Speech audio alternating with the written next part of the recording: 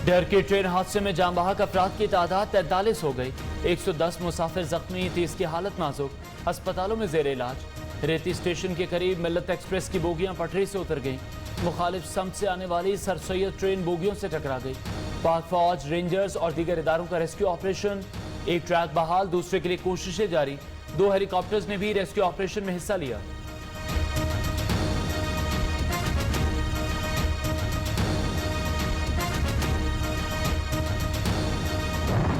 Station को टूटा था, ठीक करके इन्होंने रिपेयर करके हमें चला दी गाड़ी। तो हमारा डब्बा जो है ना कल्टी हुआ है, फ्यू मिनट्स अभी रगड़े खा रहे था हमारा डब्बा।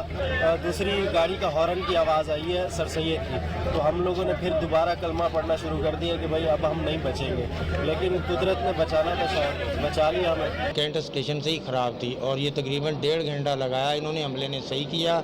रास्ते में भी फिर जो है ये मतलब सही नहीं चल रही थी। ट्रेन चलने से पहले ही मसाइल का शिकार, खराब लगती थी। बोगी नंबर 10 का क्लम्प पहले से टूटा हुआ था। ऐनी शाहिद का दावा, जाए हादसे पर इंतहाई दर्दनाक मनाजिर, जख्मियों में मासूम बच्चे और खवातीन भी शामिल। बोगियों को जदीद आलात से काटकर कई जख्मियों को निकाला गया। हादसे के बाद ट्रेनों की आमदरफ्त मुअत्तल रही। ट्रैक बहाल होने पर कराची से ट्रेन पंजाब के लिए चल पड़ी। वजीर रेलवे का हादसे की जगह का दौरा, आजम सवाती का कहना है हादसा बोसीदा निज़ाम की वजह से पेश आया, जिम्मेदारों को नहीं छोड़ेंगे। डीजी रेंजर सिद्ध का जाए हादसा का दौरा, इमदादी सरगर्मियों का जायजा लिया। पन्नू आकिल में रिलीफ कंट्रोल सेंटर कायम कर दिया। मुसाफिरों से मुताल्लिक मालूमात के लिए कराची, सखर, फैसलाबाद, रावलपिंडी में हेल्प सेंटर्स कायम। शहरी इस नंबर पर राब्ता कर सकते हैं।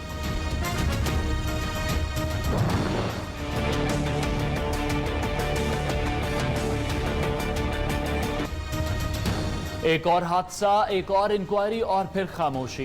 हादसे के जिम्मेदार क्या अब भी आजाद रहेंगे? 3 सालों में 5 बड़े हादसात में 150 से ज्यादा अफराद जान बहक, सैकड़ों जख्मी हुए। हर बार तहकीकाती टीमें बनी, बड़े दावे हुए मगर हुआ कुछ नहीं। ट्रेन का महफूज सफर भी गैर महफूज हो गया।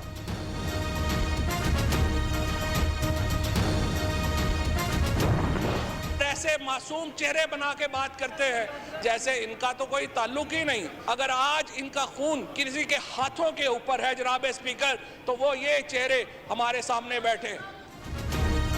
फवाद चौधरी ने हादसे की जिम्मेदारी नून लीग और पीपल्स पार्टी पर डाल दी। वजीर इत्तलात का कहना है रेलवे का निज़ाम पिछले दौरे हुकूमत में तबाह हुआ, हमें दर्स न दिया जाए। अपोजिशन का मफाद सिर्फ 10 केसेस से जुड़ा है, ये सब इकट्ठे हो जाएं फिर भी हुकूमत नहीं गिरा सकते। खिताब के दौरान अपोजिशन का शोर शराबा।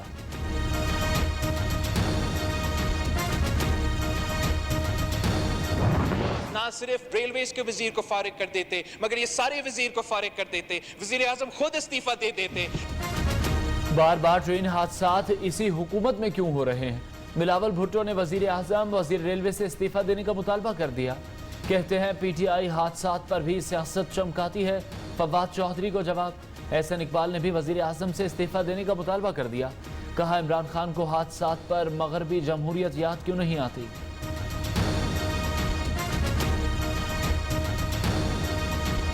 क्या आज वजीर आजम का इस्तीफा आएगा या वजीर रेलवे का इस्तीफा आएगा या साबिक वजीर रेलवे का आएगा? 6 फुट 2 इंच मेरा कद है कि आपकी नजर से मैं ओझल हो जाऊं। बिलावल भुट्टो साहब, आपने उन्हें वक्त दिया। तो ये कागजी ओहदेदार है, इसका कोई हैसियत ही नहीं है। ये पता नहीं क्यों आपके सामने ऐसे बात कर रहे हैं। ऑपोजिशन आपस में ही लड़ पड़ी। मैं बोलने लगूं तो कागजी ओहदेदार खड़ा हो जाता जिसकी कोई हैसियत नहीं।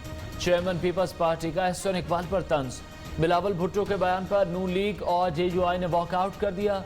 बिलावल की तकरीर पर हुकूमती अरकान खुश, फवाद चौधरी मुस्कुराते रहे।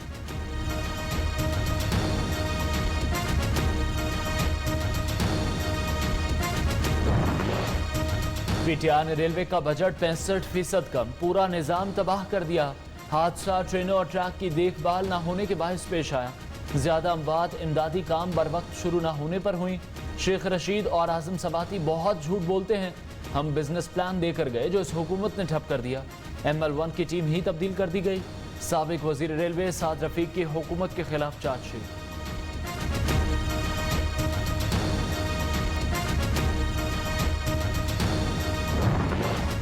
जाम बहक अफराद के लवाहिकीन को 15 लाख, जख्मियों को 3 लाख से 50,000 फीकस दिए जाएंगे। पंजाब हुकूमत का ऐलान। फिरदौस आशिक आवान का कहना है वजीर आला सिंध और उनकी टीम जाए हादसा पर नजर नहीं आई। सिंध हुकूमत और नून लीग हादसे पर सियासत कर रही है।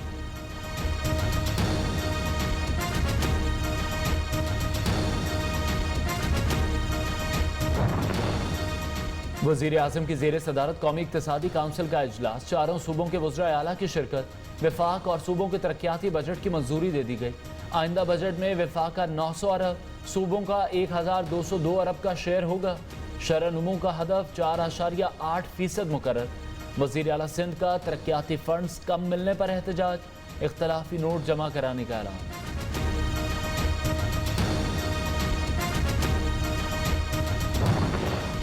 अवाम पर नए बजट की सूरत में IMF की तलवार लटक रही है। मईशत का बेड़ा गर्क। अशिया ज़रूरिया 100% से भी ज़ायद महंगी हो गई। जुल्म और नाइंसाफ़ी बर्दाश्त करके अवाम का सब्र जवाब दे गया। अमीर जमात इस्लामी सिराजुल हक आइंदा बजट से भी मायूस। कहते हैं रिलीफ की कोई उम्मीद नहीं।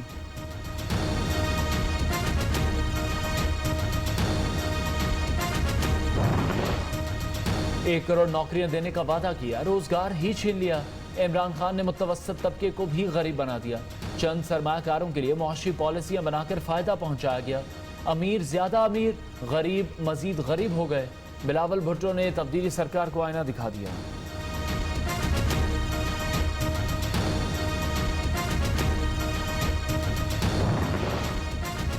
वज़ीर खारजा ने पंजाब हुकूमत पर सवालात की बौछार कर दी। जनूबी पंजाब सेक्रेटेरिएट के लिए मुख्तस करदा 4 अरब रुपए कहाँ गए? ब्यूरोक्रेट्स दफातर में आते भी हैं या नहीं? वज़ीर आला सर्वे कराएं। शाह महमूद कुरैशी का कहना है जनूबी पंजाब सेक्रेटेरिएट का संगे बुनियाद रखा गया मगर कोई पेशरफ्त नहीं हो सकी। हुकूमत ने कौमी असम्बली में एक ही रोज में 10 कानून कसरत राह से मंजूर कर लिए। 2 ऑर्डिनेंस भी ऐवान में पेश कर दिए।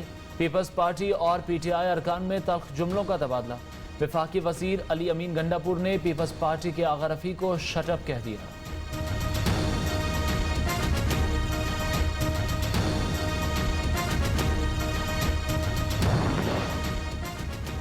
आए इंतखाबी इस्लाहात पर बात करें, हमारे साथ बैठें। हुकूमत की ऑपोजिशन को फिर पेशकश। फवाद चौधरी बोले चाहते हैं धालनी के इल्जामात के रिवाज खत्म हो जाए। अगले इलेक्शन इलेक्ट्रॉनिक वोटिंग से होंगे। शिबली फराज पुराज़्म। बाबर आवान कहते हैं जदीद टेक्नोलॉजी से पोलिंग का अमल शफाफ बना सकते हैं।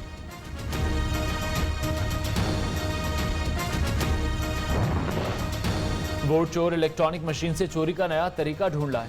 बक्से और अमला चोरों के साथ कोई बात नहीं होगी। नून लीग का 2 टोक ऐलान। मरीम औरंगजेब कहती हैं इमरान खान और उनके वजीर तस्दीक शुदा चोर हैं। इस हुकूमत ने मईशत और जमहूरियत को सबसे ज्यादा नुकसान पहुंचाया। इमरान खान साफ हैं तो फॉरेन फंडिंग केस में खुद पेश हों। पंजाब में तब्दीली की हवाएं चलने लगी। हमजा शहबाज इन हाउस तब्दीली के लिए मुतहरिक हो गए। ऑपोजिशन लीडर ने राना मशहूद, नदीम कामरान, राना इकबाल, मंशाउल्लाह भट्ट को बड़ा टास्क सौंप दिया। हुकूमत के बागी अरकान से राब्ते करने और टाइमिंग पर मुशावरत की हिदायत।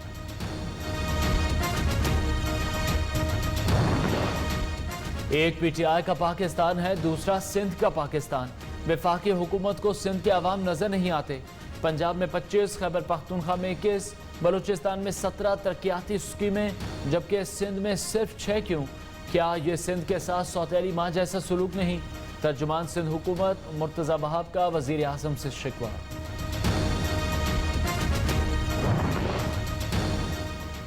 वज़ीर आज़म से बरतानी हम मनसब का टेलीफोनिक रब्ता। इमरान खान का सफरी पाबंदियों में नरमी का मुतालबा। अफगान अमन अमल, 2 तरफा ताल्लुकात और खित्ते की सूरत हाल पर तबादला ख्याल। बरतानवी वज़ीर आज़म को दौरा पाकिस्तान की दावत भी दे डाली।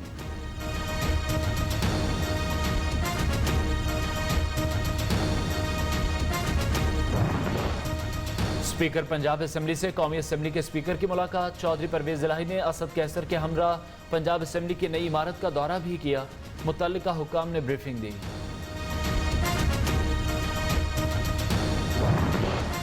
वज़ीर आज़म ने बच्चों को कतरे पिलाकर इंसदादे पोलियो मुहिम का आगाज कर दिया। कोरोना टास्क फोर्स इजलास की सदारत भी की। इमरान खान का कहना है हुकूमती कोशिशों के बायस रवा साल सिर्फ 1 पोलियो केस रिपोर्ट हुआ। वज़ीर आला मुराद अली शाह ने सिंध में मुहिम का बाकायदा आगाज़ किया।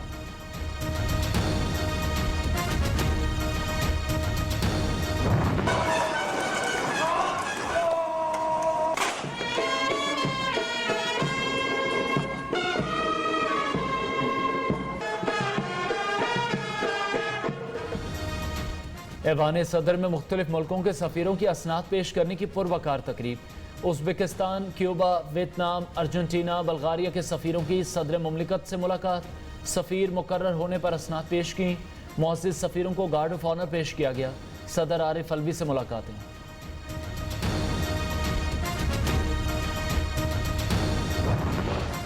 बलूचिस्तान के सरहदी शहर माशकिल में गैस सिलेंडर फटने से धमाका। 8 अफराद जाम बहाक, मुतअद्दिद जख्मी। धमाके से कई दुकानें गिर गईं। मरने वालों में से 5 का ताल्लुक अफगानिस्तान से है।